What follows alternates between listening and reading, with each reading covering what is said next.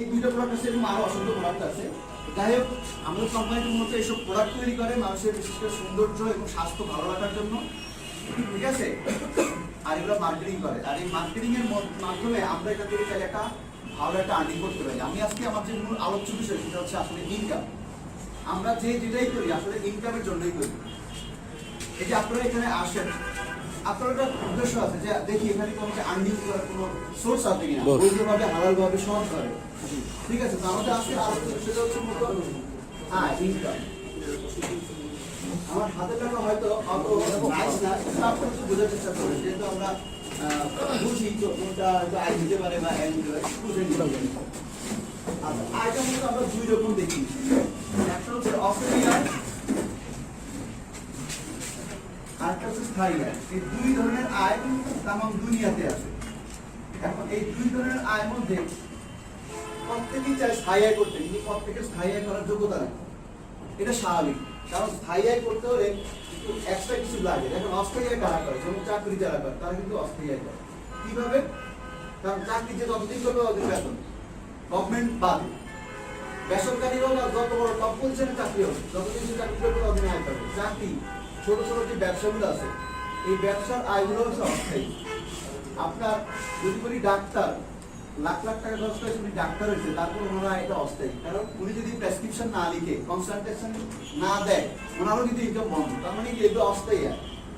এখন আছে স্থায়ী আয় কোনটা? অস্থায়ী কিন্তু এরকম আরো অসংখ্য আছে। ইঞ্জিনিয়ার যেটা আয় করে ওটাও অস্থায়ী। একজন অ্যাডভোকেট, সুপ্রিম কোর্টের অ্যাডভোকেট, উনিও অস্থায়ী করেন।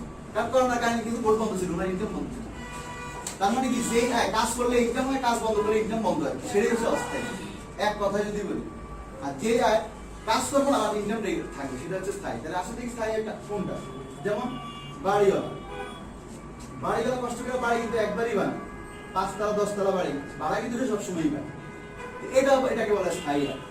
2 নম্বর হচ্ছে যারা লেখক, যারা কোনো একটা বই, আপনি একাডেমিক বই হোক আর হচ্ছে আপনি উপন্যাস, সাহিত্যিক, যে কোনো বই হোক, যদি ওটা মার্কেট পায়, উনি কিন্তু যতবারই বইটা পাবলিশ হবে, রিপ্রিন্ট হবে, ওনার কিন্তু একটা রয়্যালটি দিতে হয়।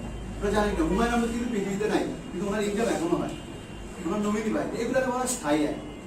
এরকম অসংখ্য স্থায়ী আয় ব্যক্তি বিশেষ আছে, বাড়িওয়ালা, লেখক, গায়ক, নায়ক, ঠিক আছে। এরাও কিন্তু প্রডিউসার, যারা ছবি তৈরি করে, এরাও কিন্তু স্থায়ী আয়। কিন্তু এই ধরনের হয়তো বা স্থায়ী আয় করার মতো এই যোগ্যতা হয়তো সবার নাই। সবাই বাড়িওয়ালা চাইলেই হতে পারে না, কারণ একটা বাড়ি বানাতে তো কোটি টাকা লাগে। চাইলেই একজন কেউ লেখক হতে পারে না, কারণ অনেক ট্যালেন্ট লাগে, অনেক চিন্তাশীল হইতে হয়, অনেক সুন্দর সুন্দর লেখা জানতে হয়। তো লেখক সবাই হতে পারে। এখন আরেকটা ইনকাম হচ্ছে নেটওয়ার্ক মার্কেটিং। নেটওয়ার্ক মার্কেটিং একটা নতুন একটা ইনকাম সোর্স বা ডাইরেক্ট মার্কেটিং, যেটাকে আমরা শর্টকাটে বলি ডাইরেক্ট মার্কেটিং বা নেটওয়ার্ক মার্কেটিং। এই নেটওয়ার্ক মার্কেটিং বা ডাইরেক্ট মার্কেটিং করে একজন ব্যক্তি স্থায়ী আয় করতে পারে, যদি তার কিছু ন্যূনতম যোগ্যতা থাকে। আমি মূলত আলোচনা করবো কিভাবে আপনি নেটওয়ার্ক মার্কেটিং করার মধ্যে এখন বাড়িওয়ালা যে পরিমাণ আর্ন করে, 10 কোটি টাকা দিয়ে বাড়ি বানায়, যে পরিমাণ ভাড়া ইনকাম পায়, আপনি চাইলে 10 কোটি টাকা খরচ না করে নেটওয়ার্ক মার্কেটিং মাধ্যমে বাড়িওয়ালা 24 আর্নিং করতে পারেন। গুলশানে একটা 10 তলা বাড়িওয়ালা যে পরিমাণ আর্ন করে, চাইলে একজন ব্যক্তি নেটওয়ার্ক মার্কেটিং মাধ্যমে ওই পরিমাণ আর্ন করতে পারে। দেখ গুলশান ঢাকার দাম অনেক বেশি, আর একটা বাড়ি 10 তলা, কি পরিমাণ আর্ন হতে পারে? এর থেকেও বেশি আর্ন নেটওয়ার্ক মার্কেটিং মাধ্যমে করা যায়। হয়তো আপনার কাছে আশ্চর্য মনে হতে পারে, এগুলো গুগলে সার্চ দিলে আপনি নিজেই পেয়ে যাবেন। ওপেন সেকশন, আপনি গুগলে দিয়ে সার্চ দেন আর্নিং অফ নেটওয়ার্ক মার্কেটিং, দেখবেন চলে আসবে আর্নিং এর পজিশন। আমি একদিন সার্চ দিয়ে দেখছি এক লোকের ইনকাম 10 কোটি। কি বলে সারা জীবন 10 কোটি টাকা ইনকাম করতে এক লোকের, সরি ওনার মাসে ইনকাম 10 কোটি। আচ্ছা বিদেশে আমেরিকা বা উন্নত দেশগুলো, সুইজারল্যান্ডে এই পরিমাণ আর্ন কিন্তু করতেছে। আমি বলতেছি আপনি 10 কোটি টাকা মাসে আর্ন করেন, যদি এখানে 10 লাখ টাকা 2 লাখ টাকা আসে, খারাপ কি? এরকম একটা আর্নিং এখান থেকে করা যায়। এখন আসেন আপনি কিভাবে করবেন, বা কোম্পানির পক্ষ থেকে আপনার জন্য অফার কি? কোম্পানি আপনাকে অফার দিচ্ছে যে আপনি যদি সপ্তাহে 2 বা 1 দিন সময় দেন, 2-1 দিন, এটা কোন উইকলি, আচ্ছা, অথবা আপনি যদি 15 থেকে 20 ঘন্টা, এই টোটাল জিনিস হচ্ছে উইকলি যদি আপনি 2-1 দিন, যে কোনো দিন আপনার অফ ডে হতে পারে, 2-1 দিন দিলেন, অথবা যদি আপনি এভারেজে প্রতিদিন 2 ঘন্টা বা 1 ঘন্টা করে দিলেন, তাহলে 15 থেকে 25 বা 20 এরকম যদি আপনি ঘন্টা দেন এখানে, এবং ঘন্টাটা আপনি কই দিবেন, কিভাবে দিবেন, এই জিনিসগুলো যদি আপনি জানার জন্য 10 থেকে 12টা ট্রেনিং করেন, যেমন এটা একটা ট্রেনিং রুম, প্রতি শুক্রবার এখানে ট্রেনিং হয়। যেমন আগামীকাল এখানে ট্রেনিং হবে, অসংখ্য মানুষ আসবে, অনেকে এখানে সিট পাবে না, বাইরে দাঁড়া থাকবে, বুঝতে পারবে না, এখানে ট্রেনিং হয়। তো এরকম 10 থেকে 12টা আপনি ট্রেনিং গ্রহণ করেন, এবং আপনি যদি 6 থেকে 24 মাস এখানে লেগে থাকেন, 6 থেকে 24 মাস M4 মাস আপনি যদি এখানে লেগে থাকেন, আপনার পক্ষে এখান থেকে আয় করা সম্ভব সর্বনিম্ন 16,000 টাকা থেকে শুরু করে এখান থেকে প্রায় 4,80,000 টাকা পর্যন্ত আর্নিং করা এখান থেকে সম্ভব মান্থলি। অনেকের কাছে খটকা লাগতে পারে, কি বলে এত কম সময় দিয়ে দৈনিক 2-1 মানে সপ্তাহে 2-1 দিন, সপ্তাহে তো 7 দিন সময় দিয়েও তো আপনার 50,000 টাকা পাই না, মনে করতেছে 4,80,000। এটা স্বাভাবিক। ফার্স্ট টাইম যখন আমি এইভাবে প্ল্যানটা দেখি, আমি মনে করছি লোকটা মনে হয় মাথায় ডিস্টার্ব আছে, মানে কি বলে এত টাকা অনেক ইনভেস্ট করা যায় এত কম সময় দিয়ে। আর তখন জিনিস আমার কাছে বুঝে আসেনি, অনেক আগের একটা ঘটনা ছিল ফার্স্ট টাইম। তারপর এই জিনিসটা যখন আমি বুঝছি যে এটা সম্ভব টেকনোলজির কারণে। আজ থেকে মনে করেন 100 বছর আগে সৌদি আরবে 6 ঘন্টায় যাওয়া সম্ভব ছিল না, সৌদি আরব 100 বছর আগে তো বিমানই ছিল না। 100 বছর আগে যখন বিমান ছিল না, তখন তো 6 মাস লাগতো সৌদি আরব যেতে। এখন ওই 100 বছর আগে যদি একজন ব্যক্তি বলে যে এমন একদিন আসবে 6 ঘন্টায় বিদেশ যাওয়া যাবে, তখন অন্য লোকটা বলবে আপনার মাথা পাগল হয়েছে, 6 ঘন্টা কেমন যাবে, এখন 6 মাস লাগে, ঠিক না? মানে যেটা আবিষ্কার হয় না সেটা তখন অসম্ভব বলেই মনে হয় ফার্স্ট টাইম। কিন্তু এখন তো 6 ঘন্টা লাগে না, আরো কম সময় সৌদি আরব চলে যাওয়া যায়, কারণ টেকনোলজির কারণে। এই আর্নিংটা করা সম্ভব শুধু টেকনোলজির কারণে, আর কিছু না, গায়ের জোরে না। গায়ের জোরে যদি এই টাকা আয় করা যেত, তাহলে সবচেয়ে বেশি আয় করতো রিক্সাওয়ালা, কারণ অনেক গায়ের জোর খাটায়। ভ্যান গাড়ি, ঠেলা গাড়ি চালা যারা, তাদের আর্নিং করা করতো এত টাকা, কিন্তু এত টাকা আর্নিং গায়ের জোরে হয় না, কিন্তু হচ্ছে টেকনোলজির কারণে, প্রযুক্তির কারণে। তো আসেন আমরা সেই প্রযুক্তিটা দেখি যে এই টাকা কিভাবে আপনাকে কোম্পানি দিবে। নিশ্চয়ই কোম্পানি কোনো না কোনো ভাবে প্রফিট করবে, প্রফিট করে তো আপনাদেরকে পেমেন্টটা করবে। আপনারা কি আমার কথা বুঝতেছেন? আমি খুব ফাস্ট বলতেছি, কিন্তু শর্টে শেষ করতে হবে। এখন আমরা তাহলে দেখি এই টাকাগুলো কোম্পানি কোথা থেকে বের করতে হবে। কোম্পানি তো নিশ্চয়ই ঘর থেকে দিবে না, কোম্পানি তো প্রফিট করেই দিতে হবে। তাহলে আমরা সেই জিনিসটা এখানে দেখি। আমি কোম্পানির জিনিস কিছু মুছে ফেলি। আমাদের কোম্পানি, আমি প্রথমেই বলছি, এটা একটা ম্যানুফ্যাকচারিং এন্ড মার্কেটিং কোম্পানি, অর্থাৎ উৎপাদনকারী এবং বাজারজাতকারী। তো আসেন আমরা বাজারজাত কিভাবে হয় একটা প্রোডাক্ট, একটু সিস্টেমটা দেখি। আমরা নরমালি একটা প্রোডাক্ট একটা জায়গায় উৎপাদন হয় প্রথমে, ঠিক না? আচ্ছা, উৎপাদনকারী থেকে কি আমরা কিনতে যাই? মনে করেন আমি মার্কারটা কিনবো, আমি যে এখানে বানাইছি ওখানে যাবো, ভাই আমার একটা মার্কার দেন। উনি কি বলবে যে উৎপাদনকারী আমি কোটি কোটি পিস আমি বিক্রি করবো, লাখ লাখ পিস একসাথে, আমি একটা মার্কার বিক্রি করি। উৎপাদনকারী কি একটা মার্কার বিক্রি করে? উৎপাদনকারী বিক্রি করবে তার নির্দিষ্ট কিছু এজেন্টের কাছে। এজেন্ট তো আমাদের কাছে একটা করে বিক্রি করবে না, আমার টার্গেট আমি একটা দিব, কিন্তু একটা তো এজেন্টও বিক্রি করবে। এজেন্ট তো বড় ব্যবসায়ী, তার কাছে নিতে হলে 100-500 দিতে হবে। এজেন্টও বিক্রি করবে পাইকারদের কাছে। তো পাইকার মানে তো বুঝি তারা পাইকারি রেটে 100-200-500 একসাথে বিক্রি করবে। তো পাইকারদের কাছ থেকে আমরা কিনি না, খুচরা মূলত খুচরা কিনে হচ্ছে পাইকাররা থেকে খুচরা বিক্রেতারা কিনে নিয়ে আসে। খুচরাদের থেকে আমরা মূলত যারা ভোক্তা আছি, আমরা যারা ভোগ করি একটা জিনিস, খুচরা বিক্রেতা থেকে আমরা ভোক্তা কিনি। তাহলে মনে করেন একটা এই মার্কেটটার কথা যদি চিন্তা করি, আমি যদি ধরি এই মার্কেটের উৎপাদন খরচ 40 টাকা, দেখেন এটা এইখানে যাই যদি এটার দাম পড়ে যায় 100 টাকা, পড়বে কিনা? আর প্রত্যেকটা ব্যক্তি তো লাখ লাখ কোটি কোটি টাকা ইনভেস্ট নিয়ে বসে আছে ব্যবসা করার জন্য। তো একটা মার্কেট 40 টাকা উৎপাদন হলে এটা 40 টাকায় পৌঁছাবে আমার কাছে, নিশ্চয়ই এখানে এনারা তো লাভ করবে। তারপর এখানে তো যেটা এটা উড়ে যাবে না, পরিবহন লাগবে, আর বিমান লাগবে, নাহলে ট্রাক লাগবে, নাহলে পিক আপ লাগবে, পরিবহন তো লাগবে, পরিবহন একটা খরচ হয়। তারপর এই যে মার্কেটটা, এটা যে মার্কার, এটা দিয়ে যে লেখে, এটা তো প্রচার করতে হবে।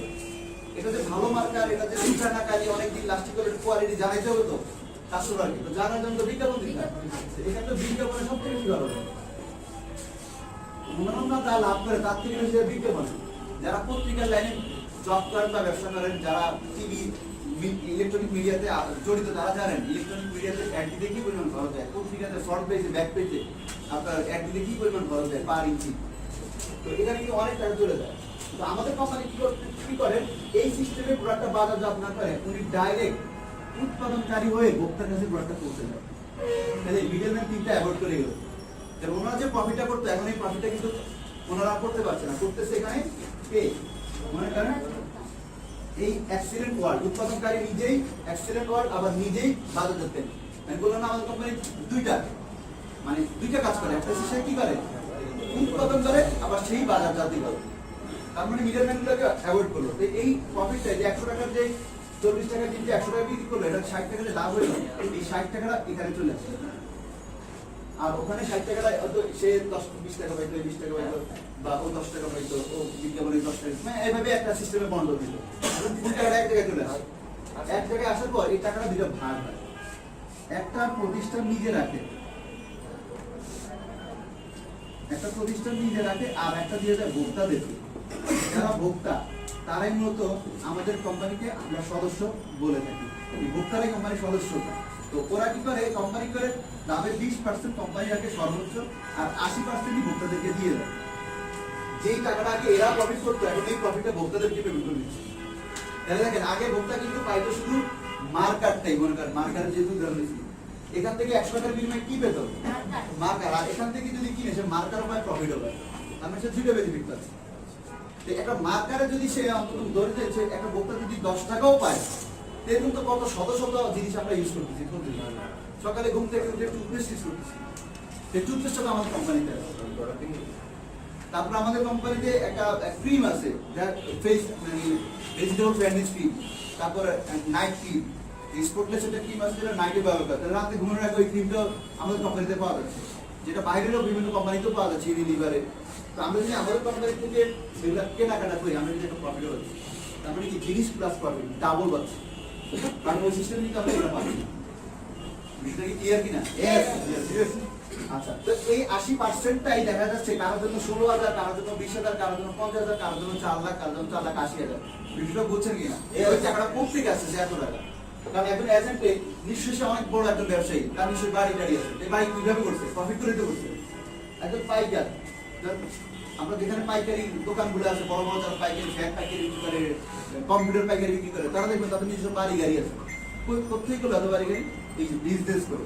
তো ওই বিজনেসটা এখন আপনি করতে যাবেন, ওরা 20 টাকা ইনভেস্ট করে যে বিজনেস করে, আপনি 20 টাকা ইনভেস্ট না করে করতে পারবেন।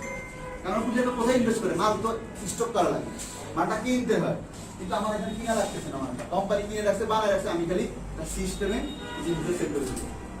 সেটা নর্মাল স্টাইলে না, মাথায় করে না, ফেরি করে না, হাতে করে না, একটা ওয়ার্ড অফ মাউথ, মুখের প্রচারের মাধ্যমে সেট হয়ে যাচ্ছে। তো এবার আসেন, তো আপনি এখানে কিভাবে আর্নিংটা করবেন? এবার কোম্পানি তো 80% আপনাকে পেমেন্ট করবে, বাট আপনি কিভাবে 80% রিসিভ করবেন?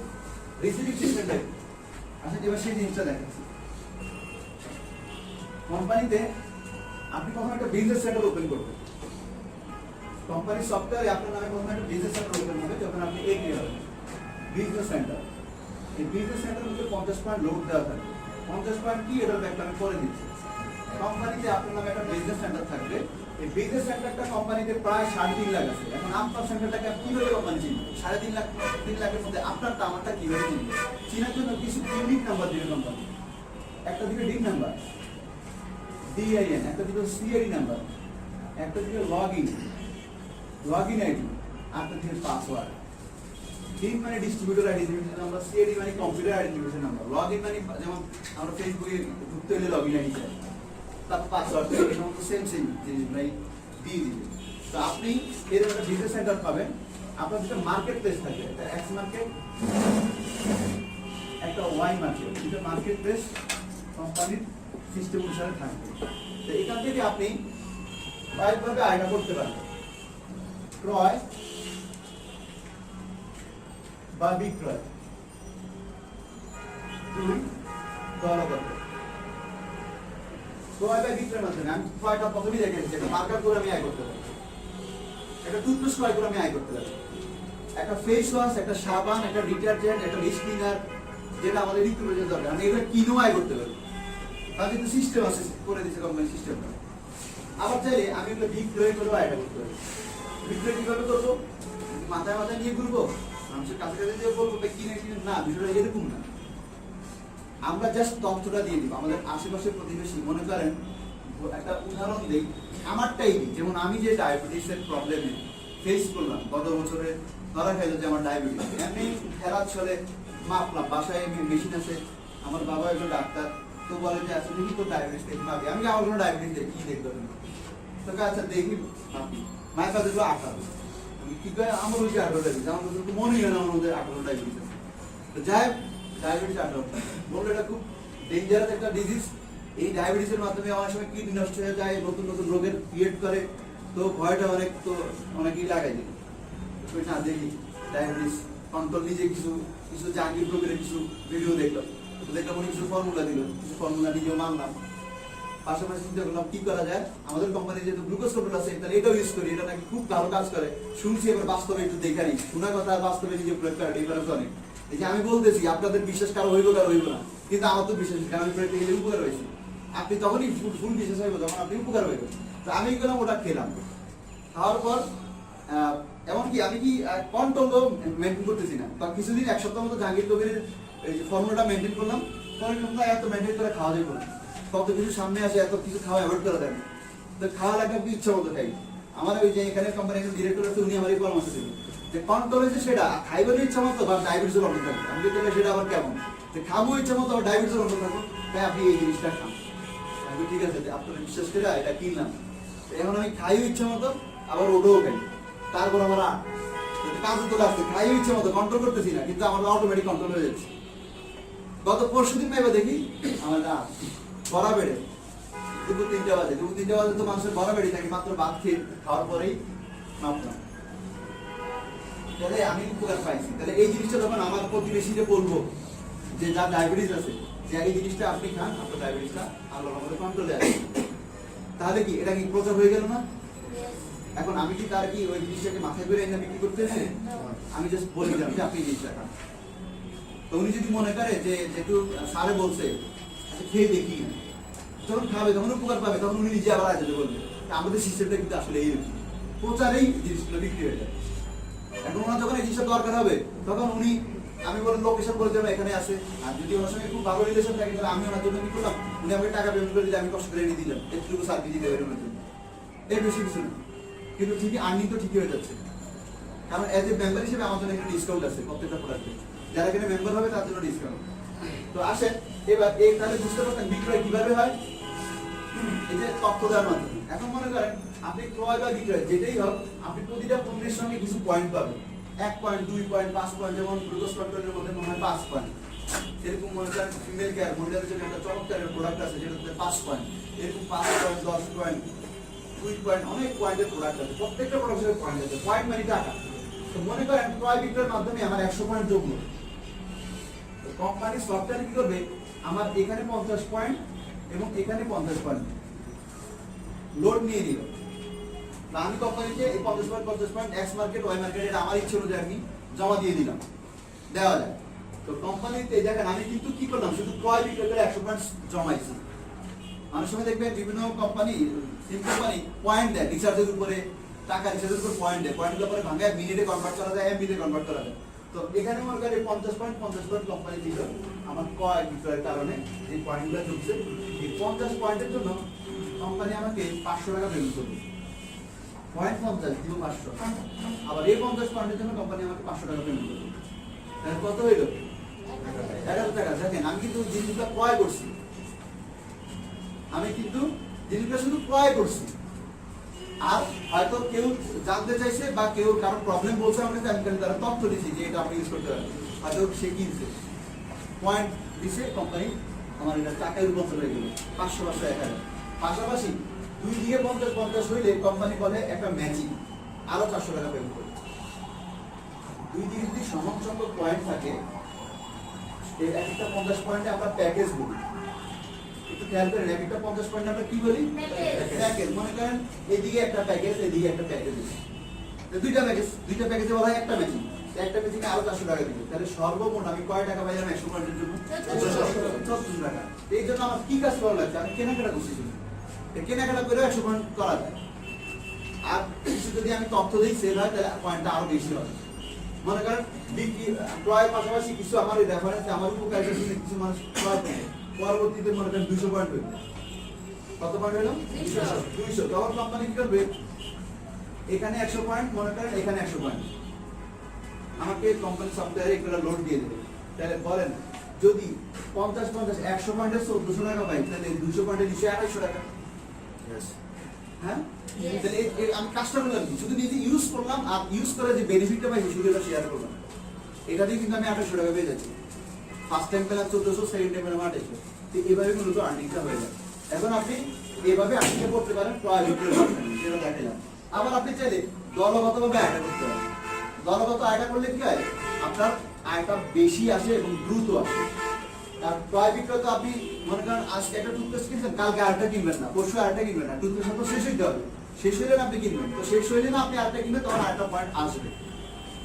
বিষয়টা বুঝে নিন আমি একটা সাবান কিনলাম কালকে তো আমার আরেকটা সাবান কিনবো না পরশু তো আরেকটা সাবান কিনবো না ডেলি ডেলি সাবান কিনবো না সাবানটা শেষ হইলে না সাবানটা কিনবো এই জন্য কিনলে না তখন পয়েন্টটা পাচ্ছি সাবান যখন শেষ হবে কিনবো পয়েন্ট হবে কিন্তু আমি যদি দল গঠন করি তাহলে দল গঠনটা কিন্তু প্রতিদিনই চলে প্রসেসটা দল গঠনের প্রসেসটা কিন্তু প্রতিদিনই চলে এবং তখন আমার নেটওয়ার্কটা অনেক বড় হয়ে যাবে যখন মনে করেন আমার যে একটা কাস্টমার চ্যানেল অনেক বড় একটা কাস্টমার চ্যানেল হয় একটা নেটওয়ার্ক হয় তখন কিন্তু প্রত্যেকটা জিনিস যখন সেল হবে সেল দিয়ে কিন্তু একটা প্রফিট আমার অ্যাকাউন্টেও আসবে আপনি যখন মেম্বার হবেন কোম্পানি আপনার অ্যাকাউন্টে চলে যাবে বিষয়টা কি এবার বিষয়টা একটু দেখেন মনে করেন এখন কি দেখেন পয়েন্ট দিয়ে যে আমি ক্রয় বিক্রয়ের মাধ্যমে পয়েন্টগুলো জমিয়ে এই আর্নিংটা করছি এখন আসেন মনে করেন এই আর্নিং এর সুবিধা আমাদের এখানে অনেক ধরনের আর্ন করা যায় আমি কয়েকটা আর্ন এখানে উল্লেখ করতেছি একটা হচ্ছে ইনটু রিটেল ইনকাম আমি একটু শর্টকাটে লিখি R for retail I for income retail income দুই নম্বর হচ্ছে আপনার discount one kind of income কারণ আপনি ডিসকাউন্ট পাচ্ছেন তিন নম্বরে এখানে আছে introducing income I for introducing and second I for income introducing income চার নম্বর হচ্ছে ম্যাচিং ইনকাম এবং এই ইনকামটা হচ্ছে সবচেয়ে বেশি ইম্পর্টেন্ট এবং আমি যে 4,80,000 দেখালাম ওই জায়গায় 16,000 দেখালাম মোটামুটি এটা দেখেছি ম্যাচিং ইনকাম এটাই সবচেয়ে ইম্পর্টেন্ট আপনি একটু মনোযোগ দিয়ে খেয়াল করবেন যখন এই ইনকামটা বলবেন 5 নম্বর এখানে আছে একটা মেগা ম্যাচিং ইনকাম এই এমপর মেগা এটা আরেকটা ইনকাম 6 নম্বরে এখানে আছে যে ক্লাব ইনকাম 7 নম্বরে এখানে ইনসেন্টিভ মানে কিছু পুরস্কার কিছু প্রণোদনা 8 নম্বরে এখানে ম্যান ফর ম্যান ফাউন্ডেশন থেকে স্পেশাল একটা কম্পেনসেশন একটা এক্সট্রা বেনিফিট দেয় কোম্পানি এই ইনকামটা মূলত এই টাকাটা কোম্পানি পেমেন্টের মূলত মৃত্যুর পরে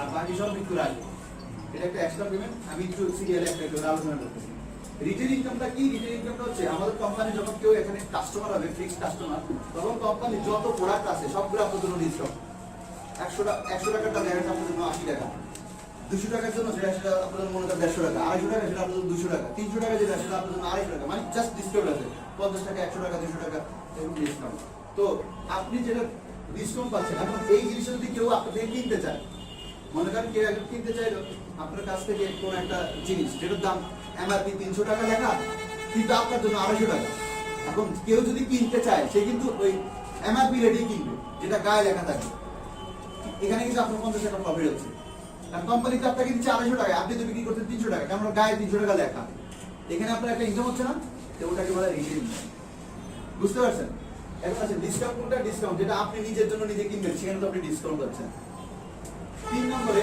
ইন্ট্রোডিউসিং ইনকাম ওই যে প্রথমে আমি দেখালাম এক একটা 50 পয়েন্টের জন্য আপনি যেটা পার্সোনালি আপনি নিজের জন্য ক্রয় করছেন অথবা আপনি নিজে সরাসরি বিক্রি করছেন ওই প্রতি 50 পয়েন্টে 500 টাকা করে পাবেন ওটাকে বলে ইন্ট্রোডিউসিং ইনকাম বিষয়টা ক্লিয়ার আপনার সরাসরি রেফারেন্সে আপনার পরিচয় যেই 50 পয়েন্টের প্রোডাক্টটা সেল হয় সেখান থেকে আপনি পাচ্ছেন 500 টাকা ওটাকে বলা হয় ইন্ট্রোডিউসিং ইনকাম এবার আসেন ম্যাচিং ইনকাম সবচেয়ে ইম্পর্টেন্ট আমি 3 স্টার দেই এই ইনকামটা প্রতি এটা হচ্ছে সবচেয়ে বড় ইনকাম ইনকামটা দিয়ে এটা বলা হয়েছে কিন্তু শুরু হয় খুব ছোট দিয়ে সেটা কেমন মনে করেন আপনি দলগত ইনকামটা করবেন এই সকল সুবিধাটা আপনি পাচ্ছেন আপনি এবং চাইলে আরো 2 জন ব্যক্তিকে এখানে দিতে পারেন আপনি অসংখ্য ব্যক্তিকে দিতে পারবেন তবে সরাসরি 2 জনের বেশি পাবেন আপনি সরাসরি এই ইনকাম আপনার রেফারেন্স দিয়ে সরাসরি 2 জনকে দিতে পারবেন ধরেন আপনি মিস্টার এ এবং মিস্টার বি 2 জনকে এই আর্নিং এর ফ্যাসিলিটি সব তাকে দিলেন যে আপনি যদি এখানে কাস্টমার আপনি সারা জীবন ডিসকাউন্ট পাবেন আপনি তো পাবেন আপনার নমিনিও পাবেন আপনার মৃত্যুর পর এবং এখানে কিছু ফ্যাসিলিটি আছে সেটা আপনার অব্যাহত থাকবে এই ফ্যাসিলিটি আপনি আপনার খুব ক্লোজ ফ্রেন্ড এবং ক্লোজ রিলেটিভ মনে করেন দুজনকে ফ্যাসিলিটি দিবেন তো ওনারা আপনার যেরকম একটা বিজনেস সেন্টার থাকবে 50 পয়েন্টের, ওনাদেরও প্রত্যেকটা বিজনেস সেন্টার থাকবে 50 পয়েন্ট। তো দেখেন দুই দিকে যখন 50 পয়েন্ট হবে তখন আপনার প্রতি 50 পয়েন্টে 500 টাকা বের হবে, যেটা ইনক্রিজিং ইনকাম। আবার দুই দিকে 50-50 হওয়াতে আরো 400 টাকা পাবেন, তাহলে এখানে কিন্তু 1400 টাকা ইনকাম। এটা দলগত কারণ। এখন দেখেন দলগত সুবিধাটা কি। এখন এই বন্ধু যখন চিন্তা করবে দলগত আর্নিংটা সবচেয়ে ফাস্ট আছে, সবচেয়ে দ্রুত আছে, তখন সে যখন সেম দল গঠন করবে, মনে করেন মিস্টার ডি এবং মিস্টার সি, এবং এখানে মিস্টার ডি এবং মিস্টার ই, এরকম 4টা প্রোডাক্ট সেল হবে, তখন কিন্তু মিস্টার এও 1400 টাকা করে পাবে, যেটা আপনি পেয়েছেন। তার মানে আপনি যারা চান্স দিলেন এই কোম্পানিতে, তারা একটা আর্নিং এর সুযোগ করে দিলেন। কারণ এখন আপনি যে পাচ্ছেন 1400 টাকা পেয়েছেন, এখন কিন্তু মিস্টার 1400 টাকা পাবে, সেও কিন্তু 1400 টাকা পাবে, কারণ তার 2টা প্রোডাক্ট সেল হচ্ছে, তারও 2টা প্রোডাক্ট সেল হচ্ছে। এখন কথা হচ্ছে আপনি কি করবেন। এই 4টা প্রোডাক্ট সেল হয়েছে তাদের কোনো রিলেটিভের কাছে, তাদের কোনো ফ্রেন্ডসের কাছে, আপনার কারো কাছে নেই। এই জন্য তাদের কোম্পানি 1400 টাকা করে পেমেন্ট করে দিবেন সাথে সাথে, মনে করেন 24 ঘন্টার ভিতরে, ঠিক আছে। এখন আপনি কি করবেন, আপনি তো পাওয়ার কোনো কথা না সিস্টেম অনুসারে, কারণ সেটা তো আপনি করেননি, বা আপনার কোনো পরিচিত কেউই নাই, CDEF কেউই না আপনার পরিচিত, তারপরে কোম্পানি আপনাকে ম্যাচিং কমিশন দিবে 800 টাকা। কত দিবে?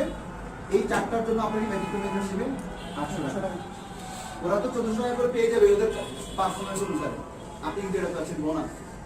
আপনি কাজ না করে, এটি হচ্ছে নেটওয়ার্ক মার্কেটিং এর পাওয়ার, যে আমি কাজ করছি না অথচ আমার আর্নিং আসতেছে বাড়িওয়ালার মতো। এই কাজটা তো আপনি করেননি, বাট আর্নিং তো আপনি করছেন।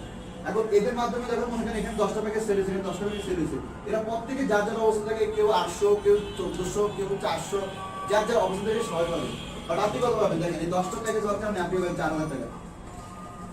দেখেন এই 4000 টাকার জন্য দেখা গেছে কি আপনি পার্সোনাল একটা প্যাকেজও সেল করেন, কিন্তু আপনি কিন্তু ঠিক 4000 টাকা পেয়ে যাচ্ছেন। কেন? ওই যে সিস্টেমে নেটওয়ার্কের কারণে।